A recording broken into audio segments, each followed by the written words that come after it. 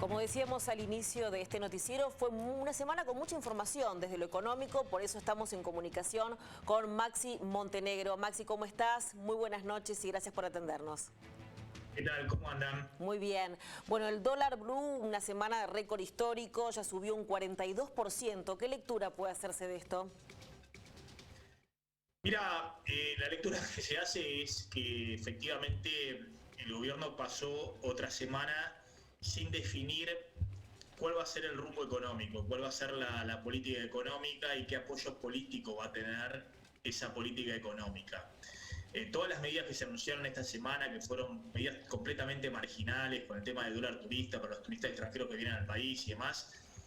son cosas que generaron todavía más incertidumbre, porque la discusión de fondo es si va a haber efectivamente un plan de estabilización o no,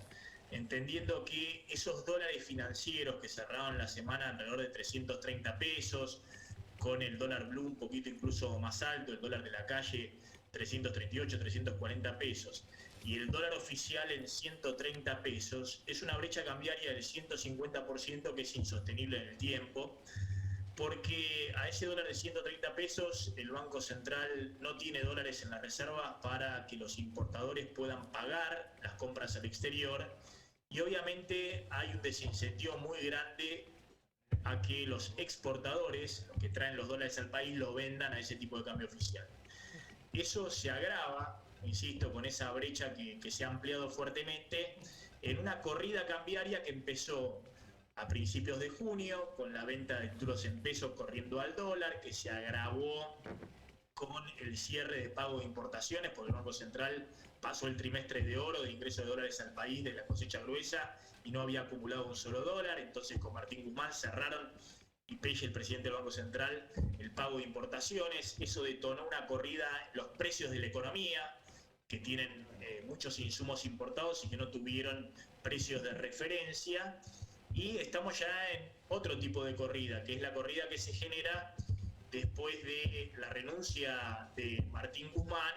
y que se agrava ante la idea de que la nueva ministra de Economía, que cuando llega anuncia un plan de ajuste fiscal y monetario para tratar de encauzar las cuentas con el Fondo Monetario Internacional, bueno, estas 2 semanas se la ha pasado de reunión en reunión, pero sin un apoyo político fuerte de Cristina Fernández de Kirchner ni de la coalición de gobierno. Entonces hay muchísimas dudas de cómo va a ser el gobierno para tratar de achicar la cantidad de pesos que hay dando vuelta en esta economía, y ahí está la pata principal de cómo va a ser para contener el déficit fiscal, y del otro lado, cómo va a ser para que haya más dólares en el Banco Central. Como eso no está despejado, es lo que se expresa en esta disparada de los dólares libres arriba de los 330 pesos. En este punto que recién mencionabas, Maxi, ¿hay posibilidades de un incentivo o una presión por parte del gobierno para que el campo logre exportar? Sí, esa es una de las medidas que están evaluando por estas horas.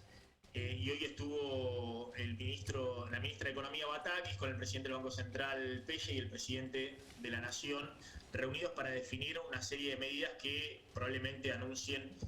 o al final de este fin de semana o el lunes a primera hora. La medida que venían discutiendo hace rato es cómo hacer para que el productor de soja venda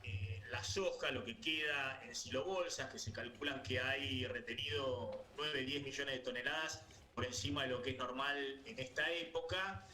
que lo venda en pesos al exportador, a las empresas cerealeras, a los fabricantes de aceite y de harina que exportan, para que las cerealeras puedan vender esos granos en el exterior y traer una oferta mayor de dólares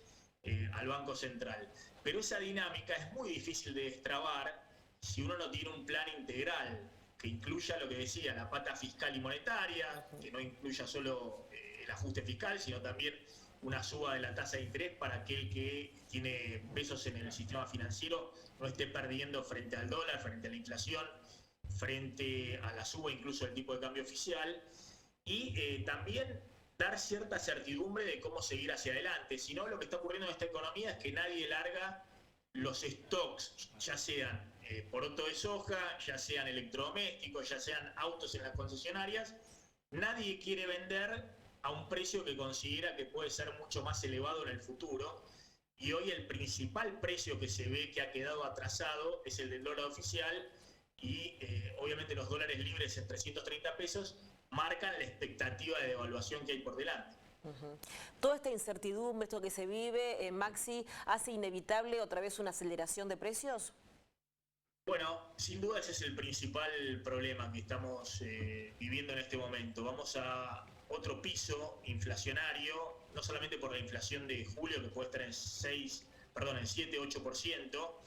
sino también por el arrastre que hay para agosto. Esta semana se ha visto mucha remarcación en precios de alimentos y las alimenticias le alertaron al gobierno que subieron mucho sus insumos de uso difundido que se usan en la fabricación de alimentos, todo el tema de papel, cartón, vidrio, chapa, todo eso, aluminio y demás, todavía no fue trasladado a los precios de los alimentos y eso marca una dinámica inflacionaria que hoy tiene un nuevo piso para este año del orden del 90%, pero que puede ser mayor si esto termina en una devaluación desordenada, es decir, si ese dólar de 130 pesos en algún momento termina liberándose con un salto y eso genera un nuevo impulso de la inflación. Ese es el gran riesgo que tenemos por delante, sobre todo porque el FMI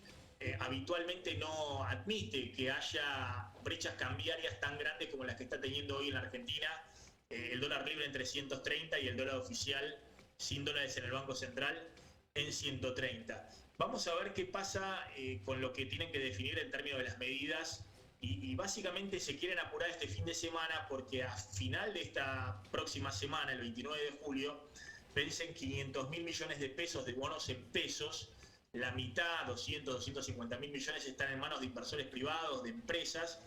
que si no hay certidumbre de que le ponen un techo a la brecha cambiaria, probablemente le pidan los pesos al Tesoro, antes con emisión del Banco Central, y sigan presionando, corriendo hacia el dólar. Entonces es urgente que el gobierno defina cuál es el plan económico integral que tiene para anunciar. Y después también es muy importante el apoyo político. Yo veo que eso no está todavía presente, que seguimos en el problema que teníamos con Martín Guzmán. Ha asumido una nueva ministra de Economía que trató de encarar y ordenar un poco las cosas, pero no ha recibido un aval político fundamentalmente de la vicepresidenta, de Cristina Fernández de Kirchner. Y hoy en la reunión estaba solo el presidente con el ministro de Economía, con la ministra de Economía y con el presidente del Banco Central. Incluso Sergio Massa, que en algún momento tenía la posibilidad de traer un nuevo equipo económico y mostrar otra dinámica desde el punto de vista de las expectativas políticas, está más corrido, está más hacia un costado, viendo qué decide Batakis con Alberto Fernández. Bien, Maximiliano Montenegro, muchísimas gracias por esta comunicación.